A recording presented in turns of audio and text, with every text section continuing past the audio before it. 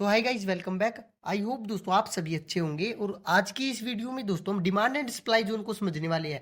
आपको demand and supply zone को mark क्यों करना चाहिए, कैसे करना चाहिए, और इन्हें मार्क करने के दोस्तों और इनके बेस पे ट्रेड करने के हमारे लिए क्या क्या बेनिफिट्स होते हैं, आज की इस वीडियो में समझेंगे। तो चलिए वीडियो को शुरू करते हैं। तो सबसे पहले दोस्तों डिमांड जोन क्या होता है। डिमांड जोन दोस्तों वो जोन होता है जहाँ पे जो बायर्स होते हैं वो बैठे होते हैं। बायर्स यहाँ पे वेट करते हैं कि प्राइस जब इस रेंज के अंदर आएगा तो यहाँ से वो बाइंग करना शुरू करेंगे और प्राइस को एग्रेसिवली ऊपर लेके जाएंगे। एग्रेसिवली से मतलब दोस्तों बहुत ही कम समय में बहुत फास्ट मूव आएगा, ठीक है। और सप्लाई जोन होता है दोस्तों जहाँ पे सेलर्स बैठे होते हैं, वो वेट करते हैं कि जैसे ही प्राइस हमारी इस रेंज में आएगा वो वहां से सेलिंग करना शुरू कर देंगे और प्राइस को नीचे लेके आएंगे एग्रेसिव तरीके से। एक बार चार्ट पे देखिए, आपको दिखाई दे रहा है कि यहाँ से प्राइस एग्रेसिवली ऊपर गया है, ठीक है। पीछे जो ये नीचे रेंज है दोस्तों, ये हमारे एक डिमांड जोन है, ठीक है। क्योंकि इसके बाद दोस्तों यहाँ से एग्रेसिवली बाइंग आई है मार्केट में, तो यानी कि जो ये मूव है दोस्तों, ये मूव हमारे जैसे जो रिटेलर्स है, आप या मैं या हमारे जैसे जो स्मॉल प्लेयर्स है, वो ऐसा मूव नहीं ला सकते, क्योंकि हमारे पास इतना पोटेंशियल नहीं होता कि हम मार्केट को इतना मूव दे सके, वो भी इतने कम समय में। तो इसलिए दोस्तों जो ये यहाँ पे मूव आया है, तो इससे हमें ये पता लगता है कि कोई ना कोई बड़ा प्लेयर यहाँ पे जरूर एंटर हुआ है, जिसके कारण यहाँ से प्राइस ऊपर गया है, ठीक है। तो ये जो जोन है दोस्तों, ये हमारा एक डिमांड जोन है। आप इस जोन को कैसे आइडेंटिफाई करेंगे ये तो आपको अभी थोड़ी देर में पता लग जाएगा। और उससे पहले दोस्तों एक बार सप्लाई जोन को देख लीजिए।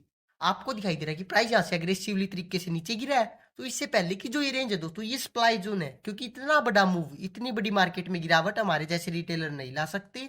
यहाँ पे किसी बड़े प्लेयर ने ट्रेड जरूर की है, ठीक है। जो डिमांड जोन होता है और जो सप्लाई जोन होता है, आपको स्क्रीन पे दोनों दिखाई दे रहे हैं।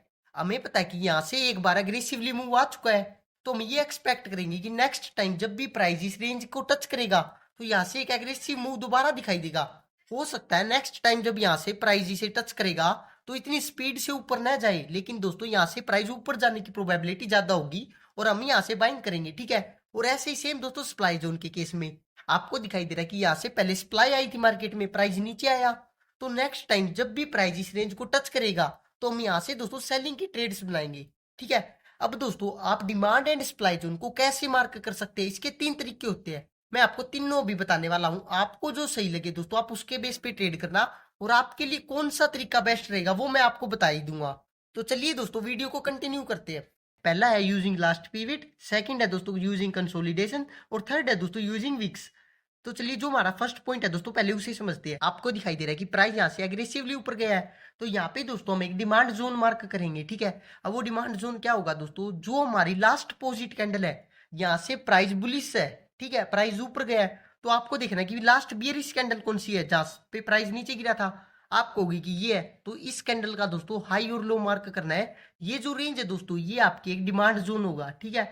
और इसका जस्ट पोजिट करना है दोस्तों सप्लाई जोन के केस में। आपको दिखाई दे रहा है कि प्राइस यहाँ से नीचे गिरा, इसकी जस्ट पोजिट कैंडल ये बियरिश है, तो आपको बुलिश कैंडल देखनी है।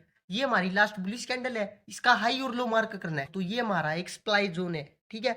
जैसे ही प्राइस नेक्स्ट टाइम दोस्तों हमारे सप्लाई जोन के पास आएगा तो वहां से आप सेलिंग की ट्रेड्स बना सकते हैं, क्योंकि वहां से प्राइस के नीचे गिरने की प्रोबेबिलिटी ज्यादा होगी, ठीक है।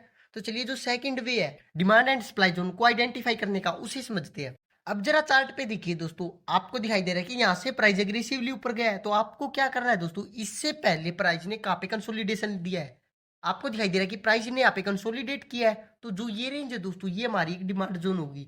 बट दोस्तों ये ध्यान में रखना कि प्राइस ने यहाँ से तो ऊपर जाना शुरू कर दिया, एग्रेसिव बाइंग यहाँ से शुरू हुई है, बट दोस्तों अगर प्राइस ने यहाँ पे कंसोलिडेशन दिया था, यहाँ से प्राइस कंसोलिडेट हुआ था, तो आपको यहाँ पे कोई जोन मार्क नहीं करना है।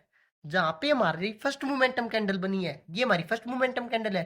अगर इससे पहले दोस्तों अगर प्राइस ने कंसोलिडेशन किया है, प्राइस कंसोलिडेट था एक रेंज में, तो दोस्तों उस रेंज को आप डिमांड जोन मार्क कर सकते हैं और इसका जस्ट अपोजिट करना है सप्लाई जोन के केस में। अगर आपको दिखाई देता है कि कोई भी यहाँ पे कंसोलिडेशन नहीं है, तो उस केस में दोस्तों आपको फर्स्ट वे अप्लाई करना है, लास्ट पीरियड पॉइंट का यूज करके आपको डिमांड जोन मार्क करना है। और थर्ड होता है दोस्तों वीक्स। वीक्स के बेस पे आप कैसे demand and supply zone mark कर सकते हैं, आपको देखना है दोस्तों। मान लीजिए यहाँ से प्राइस ऊपर गया, आपको देखना अगर इससे पहले जो हमारी बियरिश कैंडल है उसने लॉन्ग वीक दिखाई है, जैसा कि आपको चार्ट पे दिखाई दे रहा है, ये जो हमारी कैंडल है इसकी वीक है जो नीचे वाली वो लॉन्ग है, बहुत बड़ी है।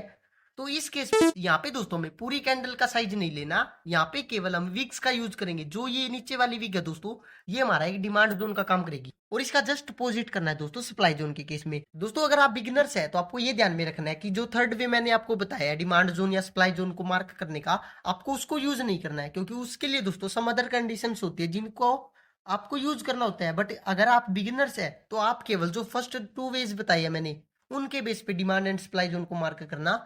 अब दोस्तों सबसे इंपॉर्टेंट क्वेश्चन, जो हमारी रेंज आई है, जो आपने डिमांड जोन या सप्लाई जोन मार्क किया है, इसके बेस पे आप कितनी बार ट्रेड ले सकते हैं। जैसे कि ये जो हमारा डिमांड जोन है, प्राइस यहाँ पे आया तो आपने यहाँ पे भी ट्रेड ली, जब प्राइस दूसरी बार यहाँ पे आया तो भी आपने ट्रेड ली। ऐसे दोस्तों आप कितनी बार ट्रेड ले सकते हैं।